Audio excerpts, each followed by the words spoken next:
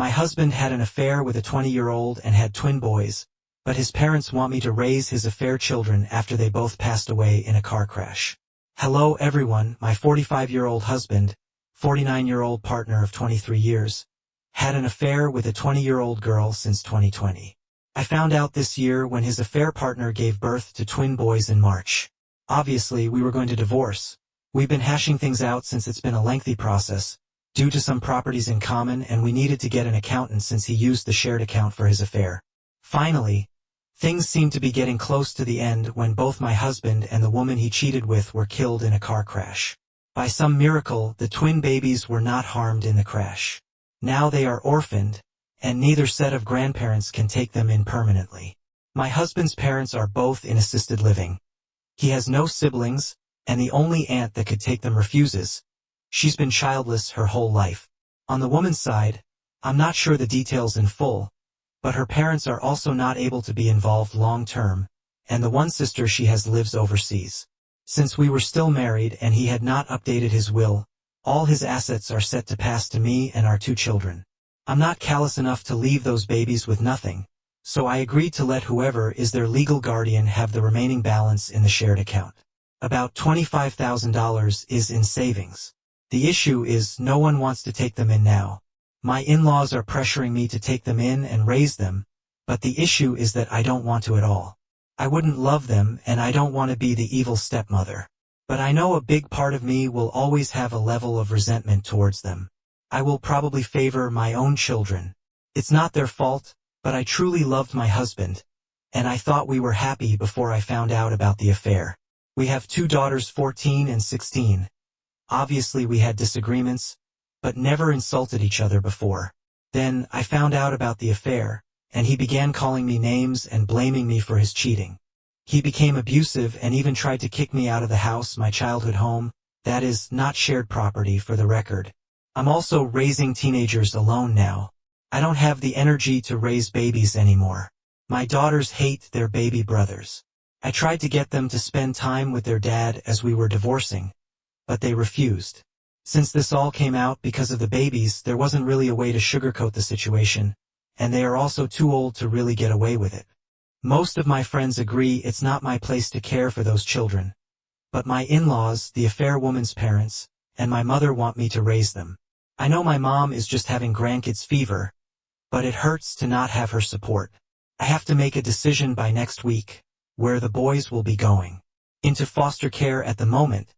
They are temporarily placed with their maternal grandparents. I feel horrible, but I am very sure I can't take them in. Wibda if I refuse to take them in. Small update. Hey everyone. This blew up far more than I thought, and I appreciate the well wishes for my girls, the boys, and myself. Also, for the amount of lovely people offering to see about giving the twins a good home. I might not be their mother, but it does touch me and makes me glad there's good people out there. After thinking carefully and speaking to my lawyer, reading responses, doing research, etc., I plan to speak to the grandparents tomorrow and refuse to take legal guardianship of the boys. I will let them know of the usernames of people that offered meeting for private adoptions or fostering, but my daughters are my priority. It'll be up to the twins' grandparents to decide if they'll proceed with adoption, keep them, or turn them to the state. I wish I had the mental capacity to be the person to do this, but I have 2 girls that are going through a lot, and they need my full attention. I'll also be talking to the lawyers to figure out if the boys have any inheritance claim properly. If they do, I'll separate it and leave it to the lawyers to do what they need to do for them to have access when it's best. If they don't, I'll find a way to ensure they have access to the $25,000 I was going to give them since the beginning. I won't do more, however. My moral compass might be biased, but I don't believe I'm obligated, neither morally nor legally, to do more than what the word of law says. I can't help everyone, and I shouldn't have to. I have 2 girls that lost their father, 2 girls that need therapy, 2 girls just about to get to college. They've gone through enough without seeing their mother favor the children of their father's mistress. Update 1. Hey everyone, so as I said 2 nights ago, I went yesterday to speak to the twins' grandparents. I explained my position and refused to take guardianship of the boys. My mother-in-law almost slapped me when I said that, but thankfully this was all done in a public place, and my father-in-law stopped her. The maternal grandparents kept pleading for me to raise them since they didn't want to lose them. I kept saying no, and when they called me selfish, I lost it. I told them to their face that the only selfish people in this mess were them and their son and daughter. Their son, my husband, for cheating and then making the divorce hell on me and my girls. Their daughter because she was I used another word that went after a married man twice her age. I told them if I heard from them again, I would request a cease and desist.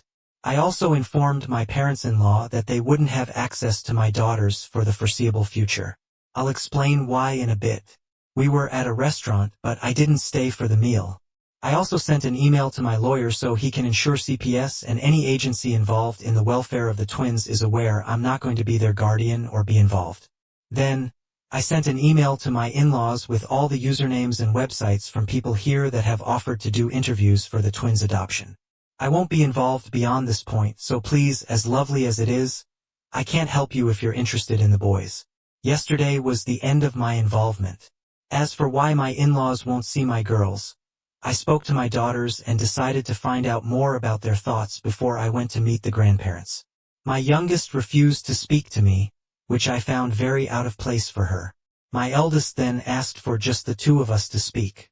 That's when she explained that my in-laws had been going on about how the girls need to get ready to go to public school instead of their private school and to get jobs right out of high school. Since I will have to provide the twins with private schooling and college money, apparently they also were told to start moving their stuff to share a room. My girls have separate rooms since the twins need more space. This was not known to me, mostly because that would never happen. Apparently, my in-laws have been basically bullying the girls because the babies take priority. Yeah, that's not happening. I told the girls that their grandparents have no say in where they go to school, their college funds, or how the rooms are set in our house. Also, that I do agree they could use a part-time job during college and maybe a scholarship, but their tuition will be paid. I told them not to blame the babies for the stupidity of the adults. They told me they understand, but they still don't want to interact with their brothers for now. That for now part gives me hope they'll get through things. For now, we're gonna do some changes in the house. The girls and I both don't like it. There's still an office space that my husband used. We're gonna make it into a gaming room for all of us. I plan to take down some pictures that have my husband in them and put them in albums for the girls. We just want to make the house more ours. As for people wondering why my girls wanted nothing to do with their father, my daughters were the ones that discovered the affair and told me.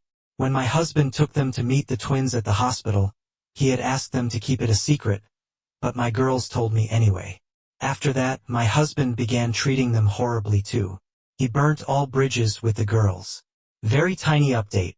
Since there's some people who keep harassing me in PMS, I spoke to a lawyer on Monday. The boys have no inheritance claim until a DNA test is done. After that, their only claim is against my in-laws. The shared account is not considered my husband's individual property, so it's mine. The same with the lake house. Since he had a personal savings account and a life insurance which went to his parents, that will be the only thing the boys could claim. Obviously, this can be changed if it goes to trial, but the lawyer told me with how little my husband left my girls and I, there's very little chance a judge will demand our assets. The lawyer also recommended me to completely end the idea of sharing any money with the boys. That could be used against me to claim I'm taking fiscal responsibility for them and should be considered to be their guardian. I'm dividing the money from the shared account for my daughter's college tuitions. I'm still unsure if I'll sell the lake house or not, but neither the girls nor I are attached to it now. Please leave me alone about the boys' inheritance. Sad as it is, my husband messed everything up for his children. I'm not responsible for them, nor do I have to sacrifice my assets to set them up for a better life. Update 2. There's some good news and some annoying news. The good news is, the boys were safely retrieved by CPS from their maternal grandparents and will be placed in foster care until a permanent arrangement is made. I found out when it happened, since their grandparents and my mother came to scream at me at work. In all honesty, I'm glad this happened at work and not at home. It's made me consider moving since I don't want my daughters exposed to any of this. An annoyance I had very soon after was getting a call about my inquiries into fostering and adopting. Apparently, My information was sent to CPS as someone interested in fostering the twins and eventually adopting. I immediately explained the situation between the grandparents and me, and the operator was speechless at first. She apologized for the situation and told me she would make sure I wasn't bothered about the process. I also got served this morning. My in-laws are suing for grandparents' rights. They are also suing for custody, apparently planning to leave their assisted living, which they really shouldn't, to buy a house that allows kids, so they can get the twins back. Now, they also want custody of my daughters. My personal lawyer immediately gave me some instructions, which I won't share, to safeguard myself and my daughters from some risks during a possible custody battle. My lawyer and I both suspect my in-laws want the girls to partify them as caretakers for the twins, since my in-laws have mobility limitations. It will be a cold day in hell before that happens. I don't see CPS placing the boys with them to begin with. Not all is bad news that I'm starting therapy next week, and my eldest daughter is once again speaking about the colleges she wants to go to. We still haven't really talked about their father or had them agree to visit his grave. I myself haven't gone there, and I'm trying really hard to get used to not calling him my husband anymore. I had nothing to do with the funeral plans, aside from paying the bills, and from what I heard, his parents had the epitaph devoted and beloved husband, father, and son written on it. I find it a joke. I know it's bad to hold on to so much anger and resentment, but as soon as I have time, I plan to change his tombstone to remove husband and father. It might sound petty, but I refuse to speak well of a cheater and abuser just because he's dead. My daughters deserved better, and so did I. And for anyone complaining about me changing the tombstone, I paid for everything at the end, so stick your complaints where you know where. I don't think I'll post another update until the whole mess with the grandparents' right lawsuit is resolved. So to the kind people that have sent support to me and my daughters, thank you so much. Maybe I'll have good news in the future, but for now I'm going back to my old Reddit account. Additional info. Can OP take the twins in temporarily, or until at least a family member can step in? OP, I don't want to take them even temporarily. I'm 45, I'm tired, I work full-time, and I don't have time for babies. I don't even have a babysitter anymore. My girls are old enough to be home alone after school until I finish work. I can't do that with babies, and I can't ask them to babysit them. They have after-school clubs and like to go out with friends. I don't want them raising babies. I can't take them. I can't even pick them up. They are innocent, but I can't do it. If it was reversed, my daughters would go to my cousin, who has always been the backup plan in place if my husband and I both died. I'm sorry the twins don't have that, but the more I read on this, the more I've realized I can't take those babies. Encouraging her daughters to have a sibling relationship with their half-brothers. I've tried, but they are teenagers who understand what cheating is. I won't force them to have a relationship with the babies if they don't want it. Therapy for OP's daughters regarding the affair and aftermath has been considered. I have my girls with a therapist and this was brought up. The girls despise the babies. It's not the baby's fault, I know, but the girls are angry and they are pointing fingers. I don't want to put more stress on them. Regarding the inheritance left for the family members from her husband's will, anything for the twin boys is specified. The properties and the will were left in my name. The only shared property is a lake house that is currently on sale. If the will is contested, I will happily divide it as it stands right now. I don't have to give anything, and no, it wasn't 50-50. He cheated, and the divorce left me with a majority of the assets per our prenup. That's half of what he owned. The family home was mine before the marriage. The cars are getting sold and put towards my daughter's college per his will. The $25,000 and half of that lake house were his assets. His personal bank account balance went to his parents per his will. There are no assets for them based on the will. The only asset they would get is what I offered to give them, the $25,000, and they could contest part ownership of a lake house. I'm sorry, but I'm not going to go beyond that. I was the higher income in my marriage, and in the divorce I was getting most of the assets. My daughters are about to head to college. I feel for them, but I won't have my daughter's quality of life suffer. It's bold of you to assume my daughters are expected to love them out of the bat. They are going to therapy, and it's up to them if they one day want to be in their half-brother's life or not. I won't pressure them. I hope they learn not to hate them and at least see them as innocent in all of this, but they won't be forced to see them as family. I'm following the instructions strictly as the lawyers, my divorce lawyer and the lawyer in charge of the will, give. I won't do anything beyond the word of law as I'm advised by counsel. It's also irrelevant if I deserved a loyal husband. My daughters deserved a better father. The twins will get only what the law dictates. Update 3, October 17th, 2024. Hey everyone. Some people have been asking me for updates, and to be sincere, I had nothing until today. To start things off, cousins from my ex-husband's side of the family took the boys in. I know them. They are lovely, and I know they'll give the twins a great life. The new parents, calling them Matt and Kim, talk to my daughters and let them know if they ever want to reach out to their half-brothers, they just have to call. Otherwise, they can just see them as distant cousins. My girls thanked them but insisted they don't really want a sibling relationship at this time. However, they think maybe as cousins it will be okay. I did offer them the money from the shared account since they are family, and they said not to worry since they don't need it. Kim even insisted I use that money for a vacation for my girls and me. Apparently, I look like the living dead. They also set very strict lines with my in-laws and the parents of my ex's affair partner. They can see the boys, but they won't be seen as grandparents. This apparently caused a big fight with the AP's parents. Matt and Kim then cut them off and threats of suing for grandparents' rights were thrown around, but it went nowhere. That's how I found out why the AP's parents couldn't take the boys permanently. The father is a convicted felon in an abuse case. I won't share the details out of respect, but if what Matt and Kim told me is true, I'm glad the boys won't grow up with that man as an example. The only reason his wife got guardianship was because of the sudden death of the parents and the process to find a relative to raise the boys. She would have had to live away from her husband to allow permanent custody, and she wasn't willing to do so. My ex-in-laws did figure threats were not going to work, so they agreed to be great uncles instead. Good for them, I guess. They now want me to let them live with me and the girls since they left assisted living recently, and now the place they were in doesn't have an opening. This place has a long wait list, and the only reason they got in originally was because my ex and I offered to pay 5 years in full. They still had 2 full years paid left, and I was going to pay for them after everything they put my daughters and me through. I'd rather burn money in a grill than spend it on them.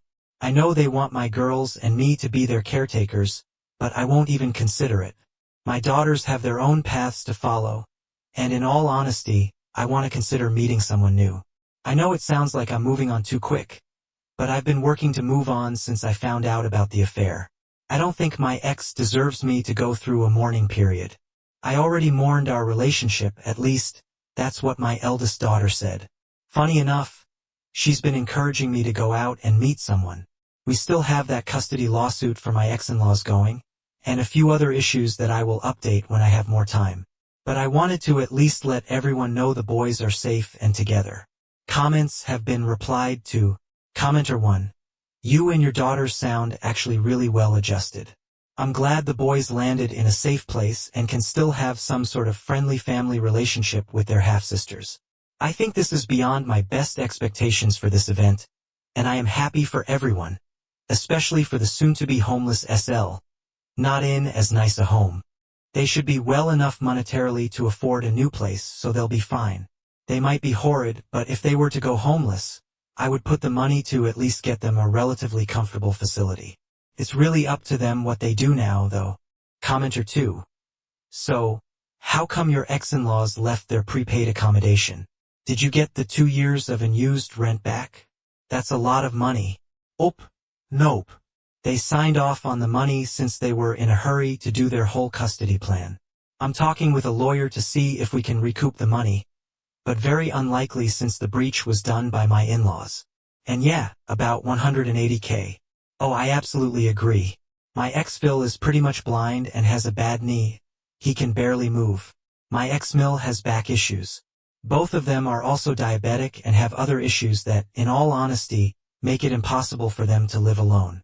Wherever they go, a caretaker is a must. That's why my ex and I look for a good facility. If they had not received my ex's personal savings and life insurance, I would feel obligated.